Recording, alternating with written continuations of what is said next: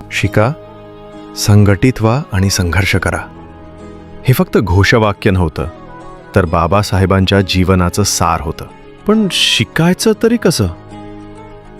तेव्हा ना इंटरनेट होतं, ना स्वस्त पुस्तकं. शेकडो लोकांना वाचनालयातही जाऊ दिलं जात नव्हतं. पण बाबासाहेबांनी हार मानली नाही. त्यांनी स्वतःसाठी आणि समाजासाठी पुस्तकं जमवायला सुरुवात केली.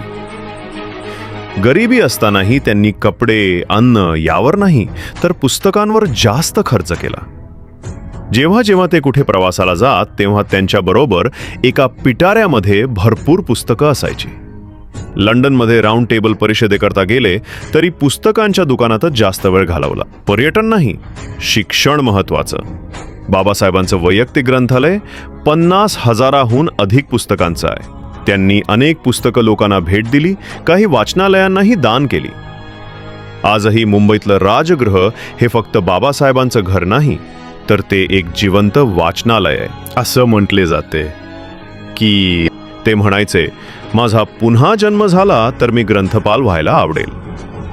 कारण त्यांचं स्पष्ट मत होतं, ज्ञानच हे शस्त्र आहे जे शोषणाचा नाश करू शकतं. आणि आज आपल्याकडे असंख्य mobile, internet, e books, YouTube, PDF सगळं आहे. पण तरीही आपण खरंच बाबासाहेबांच्या शिकवणीप्रमाणे शिकतोय का? ज्ञानाच्या क्रांतीची मशाल बाबासाहेबांनी पेटवली, आता ती पुढे नेणं ही आपली जबाबदारी आहे.